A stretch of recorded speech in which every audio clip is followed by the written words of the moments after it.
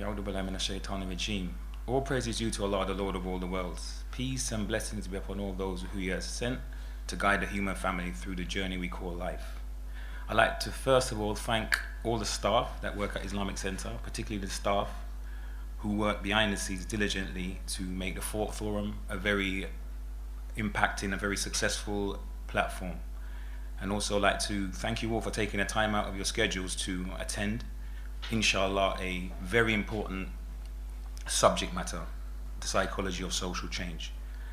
Initially, I wanted to lead my remarks around the idea of the psychosomatic obstacles to societal change and the binary thinking of matrix Muslims in the 21st century. But then I reflected on the time limits and the constraints of time, and I thought maybe the introduction to explain the idea might just take up a little bit longer than the actual presentation itself. So inshallah, I'll leave that for next time. Another thought came to mind was the idea of the psychology of revolution, but being aware of the particular time that we live in, post 9/11, post 7/7, and some of the irresponsible language and irresponsible actions of certain Muslim brothers and sisters. I thought maybe that would be somewhat controversial to put in the title. So I moved towards the idea, inshallah, of the psychology of social change. But nonetheless, I would like to, speak about revolution at some point, and the psychology of revolution, that being one form of social change. But just to touch on a little bit about some of the attitudes of some irresponsible Muslims, just to set a foundation of why it's very important that we use very careful language. We're aware that there are those in the public domain who talk about establishing, for example, Sharia. And it sounds like, on the surface, a good idea, establishing Sharia in the UK. But when you think of establishing the Sharia in the UK in a abstract sense, not through the vehicle of societal inform, not through the vehicle of dawah, not through the form of mass education of people, or coming from the bottom upwards, but from the top, almost like a Islam of imposition, then you can only imagine what Middle Englanders think, or the general British public think when they hear about Muslims talking about things like revolution. For example, there are particular individuals that have a platform in the public domain, which I wouldn't name the individual for respect of this center, but there are some who wonder about particular individuals who speak about establishing Sharia, and they talk about, you see them on Fox News, you see them on Channel 5, you see them on Channel 4, you see them on BBC 2, you see them on BBC 1, and then you reflect on the track record of individuals who are associated with them, seem to get arrested, seem to be in some kind of conflict with authorities, but they never seem to get into any form of problems with the authorities. And being from the inner city areas, the red light goes on and you think to yourself, something just isn't right, I smell bacon. But, Allahu Alim, I digress. I know I'm digressing, so I'll get back to the central theme. So let's look at the term revolution. It's a Latin term, 13th century Latin. We have the term revolutionem, and it relates to the idea of something turning back. I believe it's related to the astrological bodies that go away from the planets and then come back towards the planets. But when I reflected on this original meaning, this original Latin meaning, it made me reflect about the idea of the Shahada. Because when one young or old, woman or man, black or white, embraces Islam as an adult, under no compulsion, because we know there's, as the Quran says, there's no compulsion in religion. So when one embraces Islam and makes a clear declaration to bear witness that there's nothing worthy of worship except Allah, and that Muhammad Mustafa al-Amin, Allah Muhammad, is his messenger, then one is performing a type of spiritual revolution, because they are turning their, let's say, their psyche back in line with their fitrah.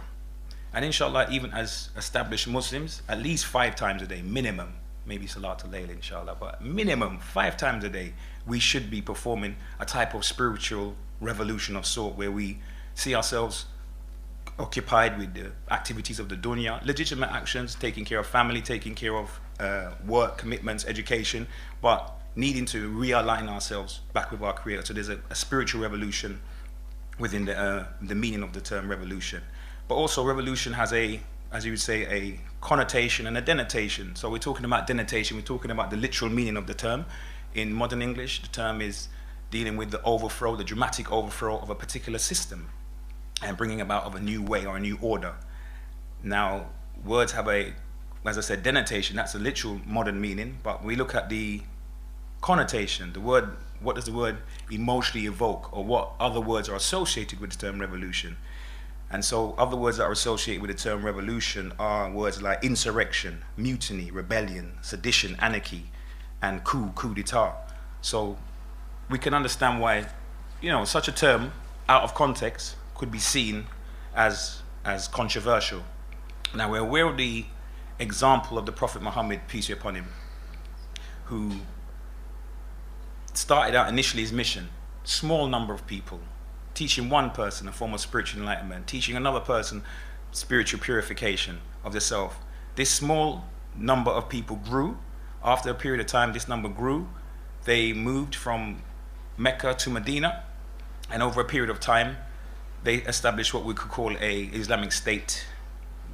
Maybe the word state is problematic because it alludes to something, a Latin word, meaning static, and Islam is anything but static. But just for argument's sake, we'll say they established an Islamic city-state.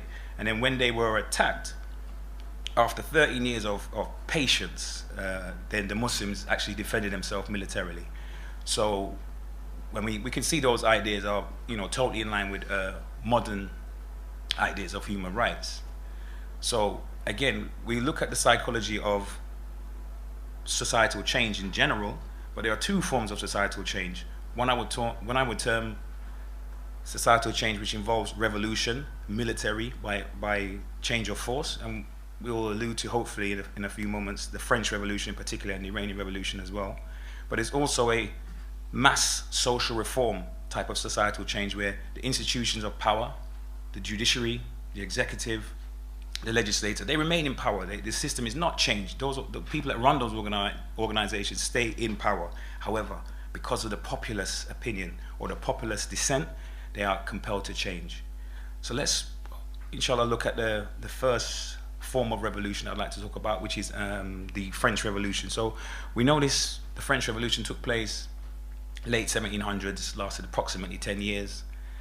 It was driven by Enlightenment ideas, in particular ideas related to inalienable rights of human beings, and also the idea of popular sovereignty. So these are quite relatively modern ideas, and they've informed our ideas of how countries are formed in the modern era, even in the 21st century. That's including Muslim countries who actually look to this type of model or extract ideas from this model of the French Revolution. So the French Revolution was a very bloody affair. We know the guillotine came into effect around that time. There were summary executions. Napoleon Bonaparte came to power during that time. I think he named himself or emperor of the whole of France.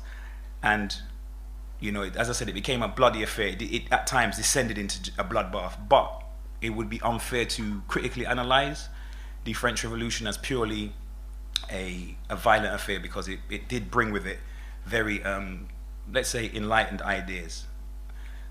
Also, you have another example of a revolution that took place. We could say the Iranian Revolution, what took place in Iran in 1979. Some may question, say, Brother Bilal, why you say Iranian Revolution? Why you don't say Islamic Revolution? Why you don't say that? I say, okay, well, we'll look at the pages of history. We think, in my humble opinion and reflection, it became an Islamic revolution or Islamic republic, but the initial vehicle involved the initial vehicle of dissent, of challenging the Pahlavi regime, of challenging Savak, of the mass demonstrations. It involved leftists, it involved Marxists, it involved ultra-nationalists, it involved, you know, a variety of groups with different opinions. And it's, in fact, one of the interesting things is that Ayatollah Khomeini, rahmatullah alayhi, was able to, with his personality and his knowledge, able to unify, you could say, like very different sectors of society that wouldn't necessarily have come together. So the Iranian Revolution brought about the change. It brought about a system known as Valayat Faqih that replaced a absolute monarchy. So that's a drastic change. By military arms, well, probably relatively less bloody than most revolutions like the French, the Chinese, the Russian, relatively. And there wasn't this mass, let's say, killing of former people that formerly were part of the old regime, but they did have, a lot of them had to leave town A lot of them, you know, made it their way to Europe, to America, so on and so forth. So there was a drastic or dramatic change, a dramatic shift. And as I said, one of the things about the Iranian Revolution that is very interesting, one of the things is that the Salawat Muhammad wa ali Muhammad.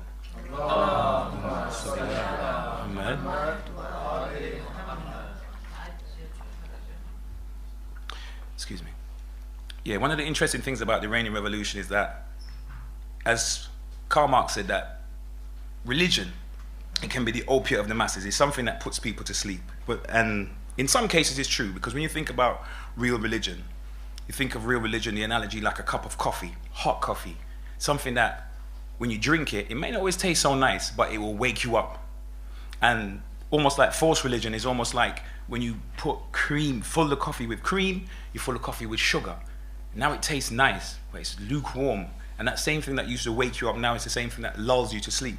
And this is how sometimes we as believers, we move away from the original revolutionary ideas within a particular religion or faith that came to reform the human family, and we get caught in ritualistic affair, and that's how we lull ourselves to sleep. So the Iranian Revolution is something that's very interesting also because, as Allah says in the Quran, that, you know, they plan and Allah too plans, but Allah is the best of planners. Now we're aware that oftentimes revolutions in terms of military coups, so on and so forth, they take place in times when there's a bad economy. Iran enjoyed a relatively good economy at that time. They often take place when there's, like, at the end of a war, for example. There was no particular war around that time that ended. There wasn't a disgruntled military that seized power. But these are some of the things that is amazing, because it is as if the spirit of Imam Hussein alayhi salam was utilized as a vehicle to drive this populist dissent. And you're talking about demonstrations involving like unheard of, like 10% of the population came out in strikes, in mass rallies, in mass demonstrations to bring the country to a standstill. So this is something for us to look into a little deeper. If time permits, maybe we can revisit, inshallah, in the discussion section to go into a few more issues. I'd like to move to a different type of social change. What I'm talking about is mass social reform. When we're talking about mass social reform, I take two examples from the Americas. The civil rights movement in America that took place between the 1960s, or should I say the mid 1950s to the early 1960s. And what took place was essentially, well, the civil rights movement, as it's referred to a movement in the history books, it's essentially talking about a collective of different organizations, but they had a central aim and agenda was to change legislation, change government policy, bring about integration, because at that time America was legally living under segregation or a system more equivalent to the apartheid. We don't call it apartheid when we talk about America, but that's essentially what it was. And so there was organizations that came to the fore to, as I said, they organized mass boycotts, they organized what we call civil dissent, they organized pickets and sit-ins and things of this nature, and it influenced community, influenced the federal government, influenced businesses, even like the bus boycott in Selma, Alabama. They desegregated the bus, for example. So that was one way of, or should I say a different way of, a populist dissent manifesting itself and helping to change society, bringing around a legal change. Institutions stayed in power, same people stayed in power, however they were compelled by the power of the populace to change their attitude. Maybe if not internally, but at least they had to write legislation and bring about policy to bring a change. The second mass social movement I'd like to talk about that took place in the Americas is what's known as the Black Power movement. This organization, or should I say this term Black Power, again, like the civil rights movement, isn't one organization, but it's really dealing with a combination of differing type of ideologies, but coming from the African American community, attempting to bring around an environment of social justice. So this idea of Black Power was very much about teaching self-respect, self-awareness, bringing about institutions of economic empowerment, and really trying to bring about change. essentially talking about self-determination of a people and self-respect, self-worth, may seem bizarre to Muslims. Why would people teach, self-respect and, racial pride? It sounds like Hasabiyya, or, this is against Islam, but you have to take it within the context that our people were taught self-hatred for a period of at least approximately 370 years, systematically taught self-hate. So to address that situation, those at that time saw that as a vehicle of changing the self-hatred into self-worth and self-value. And if people value themselves, they'll behave differently. And they will not be consumed by infighting, but actually seeing an external oppression or an external oppressor and able to focus their energies on that external oppression to change their situation. So the fascinating thing for myself about the actual Black Power movement in the Americas is the fact that we know by interviewing and interacting with and speaking to older Muslims from the Americas, from the Caribbean, that you're informed that actually many of us that came to the religion of Islam, we came through the consciousness of the Black Power movement. And when I'm talking about came to Islam, I'm not talking about any bizarre variant of Islam. I'm talking about traditional Islam that we recognize in the Middle East, that brothers and sisters that come to Islam, the elders that come to Islam, oftentimes through this vehicle. Why? Because they'd gained an appreciation for critical thinking. They started to engage in study circles, in classes, in interactions, analyzing Islam. And what was seen was a spiritual teaching that was in line with the teaching they had before, which was en masse Christianity.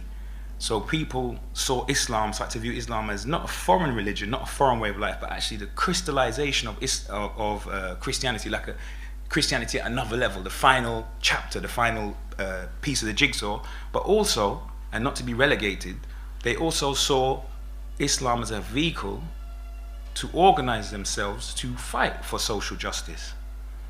So this is something that we shouldn't relegate, because this often happens when people speak about, for example, Malik Shabazz, Malcolm X, and they say, he was a Black Power advocate, or he was a nationalist, or he was an organizer in the African American community. He wanted to, take the American government to the UN for breach of human rights against a population, so on and so forth. But when he came back from Hajj, he became a civil rights leader, or just a leader, just this generic leader. But he does say on record, I'm a Muslim. I believe in all the things that Muslims believe in. I believe in the oneness of Allah and His Messenger, and the fasting and the prayer, the paying the zakat. And then they also asked him, but why are you still named Malcolm? Malcolm X.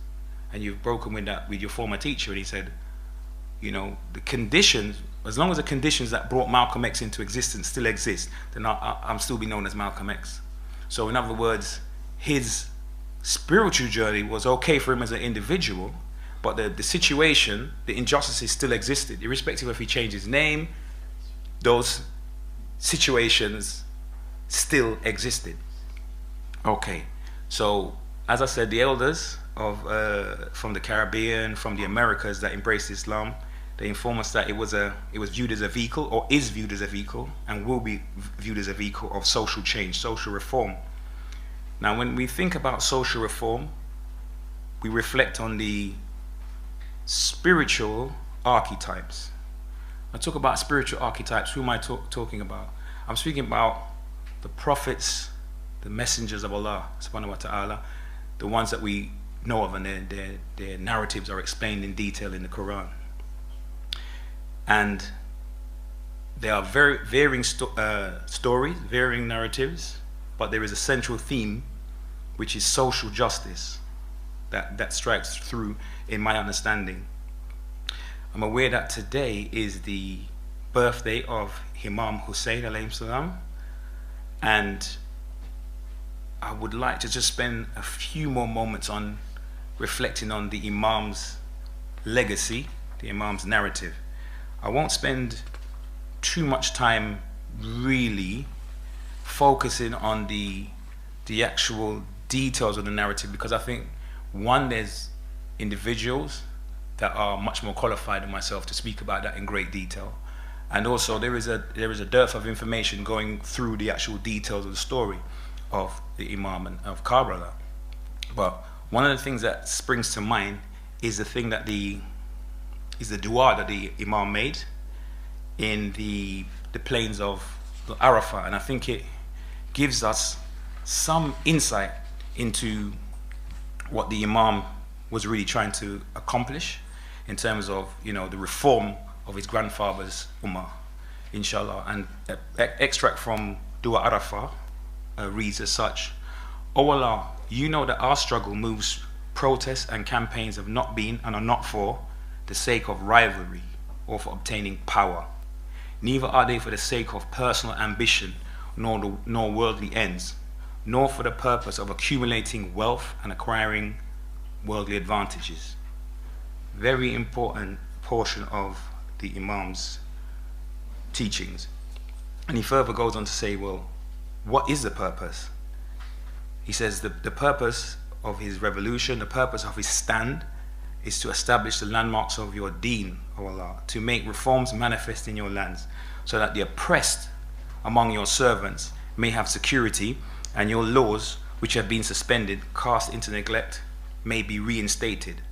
So what we understand from the Imam's legacy is that he taught us, not necessarily through his exegesis of the Arabic language, of the Islamic sciences, but his legacy appears on one level pertinent through his practice. His practice is what? A selfless practice of acting and full well knowing that he personally won't bear the benefits of his actions, but future generations will bear those benefits from the stand that he's taken. And if he doesn't take that stand, then future generations will experience a deficit, a spiritual loss, a spiritual darkness, because there will be no if he had sided with the regime at the time, it would have changed history. Let's just put it that way for time's sake.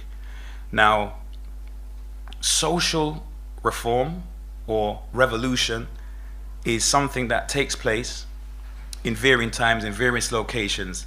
There is a common theme or a common thread that runs through all revolutions, all social reform movements. There's a particular psychology or a certain, let's say, ingredients that come about. So there exists an unjust political order or social order that is one of the precursors to a type of revolution taking place, or the need for the reform.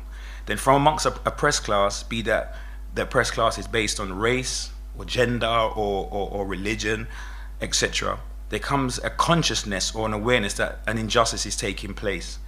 We can't assume because injustice takes place that, you know, that is the conditions alone in and of itself. There has to be a consciousness. Why do I say that? Because there are times when people are oppressed on such a level, on such an esoteric level or such a subtle level, that they don't even realize they've been socialized into that system. They're born into that system and they're socialized into it, seen as the norm. You see things like this taking place in, say, for example, in India with the caste system. People are born and there's not always civil unrest and civil strife all over India, considering how damaging that system is, because, you know, there's a lack of a consciousness. So there must be this consciousness that comes about. Now, out of this frustration and despair, there becomes a party or a group that manifests. There may be several groups, there may be several parties, but there comes at a particular time when a party manifests itself. And the normal human dynamic that within groups, within parties, is that a leader emerges. Now this leader emerges, and he or she, because it can be a woman, it doesn't have to be a man, he or she becomes symbolic of those people's aspirations, those people's thirst for freedom, for justice. So in India, post-colonial India, or should I say colonial India, you had the emergence of Gandhi. In America in the 1960s, you had the emergence of Dr. Martin Luther King. In Iran in the 1970s, you had the emergence of the Ayatollah Khomeini. These type of individuals, just their photo, I think in social sciences, they sometimes refer to people as poster boys. What do they mean? Because a person's, their image alone, like a Nike sign, represents a whole series of thoughts. Just a symbol, just a picture, just a swoosh. Various things can just, let's say, trigger a whole series of thoughts in people's minds. So there becomes an individual whose image doesn't even have to be a picture, it could be their name, but their name evokes or reminds the people or informs the people of a particular call. Now, when that person emerges, it would seem that there's like a symbiotic relationship. We're not particularly sure which one is influencing which one first. It just seems like a cycle, because there is a vision, a great idea that's articulated by that particular individual. But likewise, that particular individual is influenced by the mood, the temperament, and the thoughts and feelings of the populace that he or she represents. So in a symbiotic relationship, the individual is inspired by the group, and the individual inspires the group. Now, if we reflect on the legacy of Imam Hussein alayhi salam, and we think, if he had limited his efforts to, his limits in his endeavor to bring about social change in terms of making a monumental stand, if he had limited his efforts to chest beating in commemoration or in lamentation of the death of his father, his older brother, and just stuck to the basics of avoiding the haram, making the salah on time, X, Y, and Z. Not to say that those things are not important, because they're very important, but essentially talking about the rudimentaries of just what's wajib on me, just what's wajib on me. If he had stuck to those things, then what do we think would have been the mark on the pages of history? There would have been no Karbala if he'd restricted it to those actions. Now, what we find ourselves doing is sitting, standing, reflecting, but at a critical juncture in our history as Muslims in the 21st century, and is a hope, an aspiration, a prayer that we can, particularly the followers of Ahlul Bayt, can become ambassadors in an active sense, not only in a linguistic sense, but in an active sense of being agents for change. Agents for change in a meaningful way that would be witnessed by Allah and His angels. Agents for change that would take action that is not restricted to the religious community or the religious amongst us, but is about the actual society that we find ourselves in. So that action could take a number of ways. It could be something as simple as starting a YouTube channel, but provided information about what Islam is in a framework and from a cultural reference point of the populace of Britain. It could be using Instagram, it could be using Twitter, it could be using various forms of social media, because we know that Imam Hussein didn't have access to those materials, but he made his mark on the pages of history. So whatever means is at our disposal, even if it's money, to join some sort of social, some quest for social justice, something about bringing change. It could even be something simple as putting your resources, whether they're financial or intellectual, into, say, for example, teaching English. People say, why do you say teaching English, Bilal? Because we're in England? Do we limit it to just the Muslim community? No. Why not the geographical community, the human family that are found in that, members of the human family that are found in that location? Why you say English, Bilal? Are you trying to come through the back door with some Ataturk type of thing and letting us lose our language? No. I'm saying that when Fox News turns up the heat, they do it in English. When Hollywood likes to misrepresent Islam, they do it in English.